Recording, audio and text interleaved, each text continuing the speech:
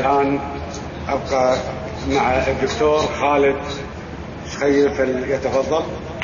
والصلاة والسلام على أشرف خلق الله محمد بن عبد الله ومن والاه، أما بعد، أحييكم بتحية الإسلام الخالدة، السلام عليكم ورحمة الله وبركاته. والشكر موصول ل 22 نائب شرفونا اليوم بمواقفهم قبل لا يشرفونا بحضورهم.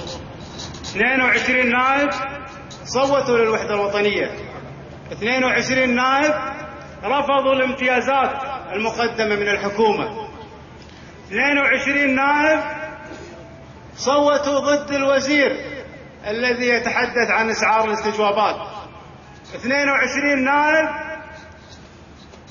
تكاتفوا ووصلوا رسالة لكل من يريد أن يضرب الوحدة الوطنية أننا ككويتيين حضر وبدو وشيعة وسنة لا نقبل هذه التفرقة. أعضاء مجلس الأمة 22 قاموا بواجبهم، لكن مسؤولية الحفاظ على الوحدة الوطنية مسؤولية النظام وليست الحكومة، أكبر من الحكومة. البعض يحاول أن يضرب الوحدة الوطنية، بعض سراق المال العام يحاول أن يشغل الشارع ويشغل أعضاء مجلس الأمة بفتنة، مرة حضر وبدو مرة شيعة وسنة، لكن الدور يقع على النظام. يجب أن يتدخل النظام في هذا الوقت في كل حكومات دول العالم. الحكومة هي التي تحث الشعب على الوحدة الوطنية، إلا عندنا بالكويت. عندنا بالكويت الشعب هو الذي يحث الحكومة على الوحدة الوطنية. فأتمنى من النظام، كلامي واضح موجه للنظام، أن يقوم بمسؤولياته ويحفظ الوحدة الوطنية من عبث البعض. وأنا في هذا المقام أعرج على تصريح الشيخ أحمد صباح السالم، لأن البعض يقول هذا كلام 22 نائب أو هذا للتكسب السياسي.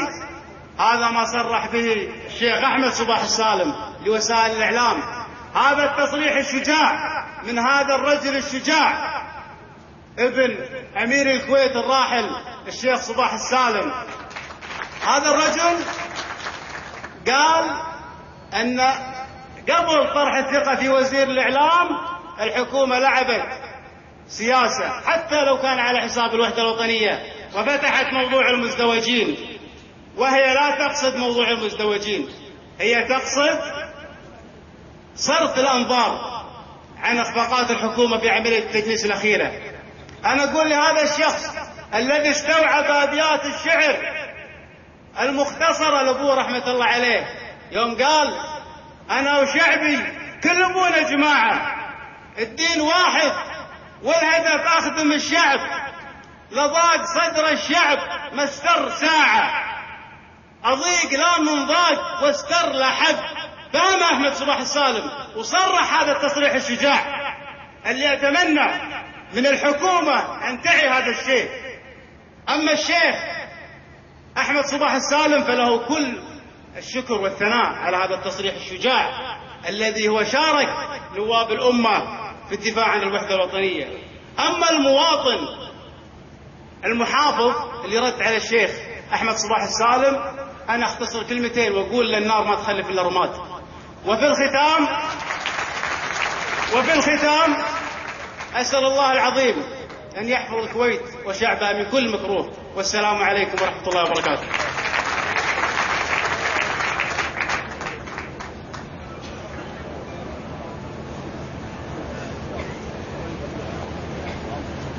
شكرا للدكتور خالد شخير.